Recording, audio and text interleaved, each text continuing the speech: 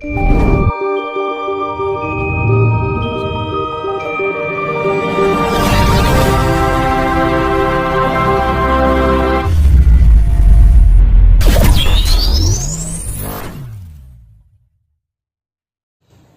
ngeten Mbah, kata sing ngendikan nek mangke Jawa Bali Jaya mangke niku nek pun bangkit malih niku terus tiyang sak donya niku lunga kaji ten kene tanah Jawa Mbah.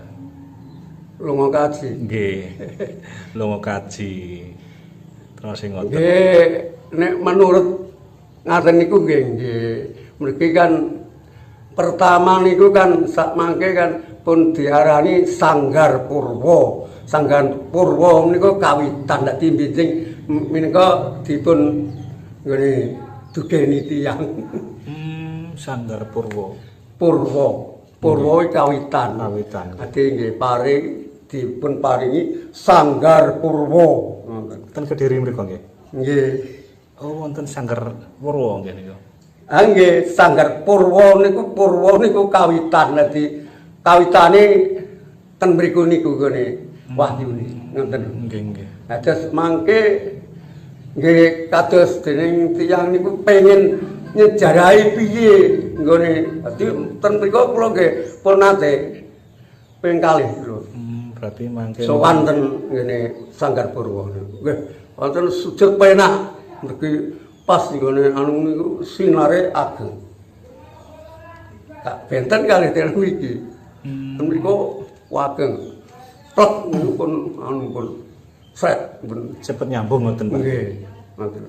Mergi asale nggone pulunge kan ten mriku niku pulunge. Pulunge Wahyu. Berarti niku Mbah menawi mangke sing didamel lenga kaji tiyang sak donya niku. Nggih. Nggih. Sanggar Purwa. Sanggar Purwa niku. Nggih, Purwa. Purwa niku kawitan. Nggih. Ageng Mbah niku sanggare. Ageng nggih sanggare. Ageng sanggare ageng. Sanggare. Pasti lagi se-Indonesia kok. Nggih. Kan nggih ngayuk yo dateng nggih suwan wonten ing Sanggar Purwa.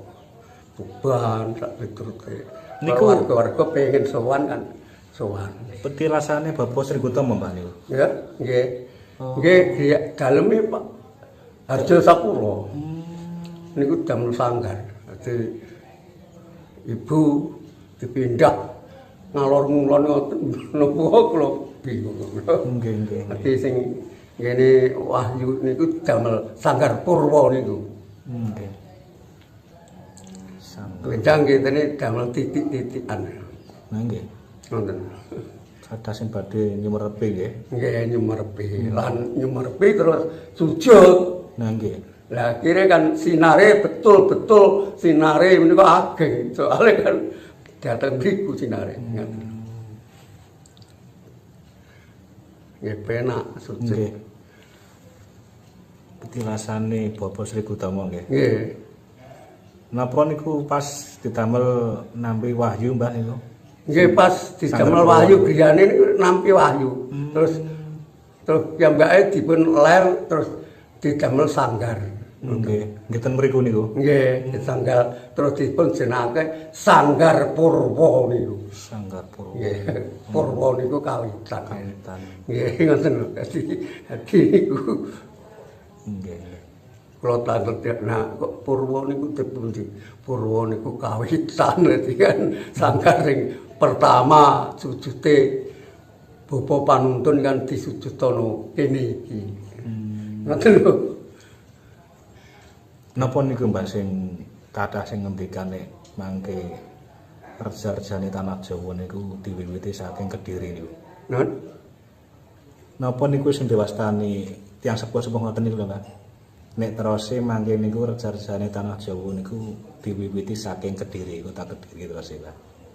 Mbok menawi niku Mbah. Nggih menawi, tapi kula dereng kok arahipun jelas ngoten lho Mbah. nggih.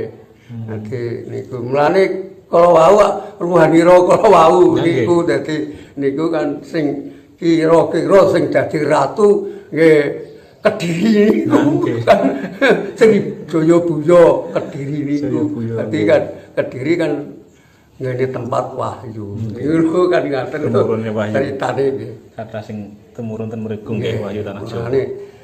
Ngene buku panuntun nampi ruhani rokati kalau wau dicepiarake para warga. Niku. Nggih nek ngeten kan jelas, Mbah. Nggih. Ningali sejarah niki. Nggih. Ada pandera, tapi kadang Sabto Dharma niku kadang mboten jelasake soalnya kan mboten tuhu kalih gone tuntunan ingkang sepuh-sepuh Nggih. kan ngoten kadang mboten perhatian. Ning kula kan kula perhatiaken. Sejarah pripun ngoten nggih. Nggih, sejarah napa. Ditakoki tiyang gampil Nggih. warga. Dadi warga takok gampil. Pami kados wasiat-wasiat ini pengen goleki dhewe.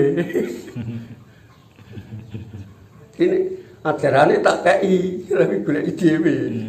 Jadi ajarane kan penak. Namung butuhno dalan ngoten mawon, Mbah. Nggih. Kan namung dake dalan pami nggih kados kala wau, kados pengen ngene nyuding sedulur rolas panggenane ten badan pribadi kan nggih kula andari sujud toh tak baca deglukan nyudingno. Nggih. Tapi nek wis nyuding nek no sanggar liyan ya ngene mrene Nggih. kok nggo endi arahe wong rolas iki mau cocok ta ora. Mana sedulur kalih 12 niku nggih benten-benten namine, Mbah nggih. Benten-benten. Ingkang nomor setunggal nggih Yang Maha Suci kalau Pak. Yang maha tertinggi niku nggih. Nggih, Yang Maha Suci. Niku. Mula tiyang Islam nyebutaken ning sujud niku. Nggih. Cara bahasa Arabe sebekana Rabbiyal A'la wa bihamdi. Nggih.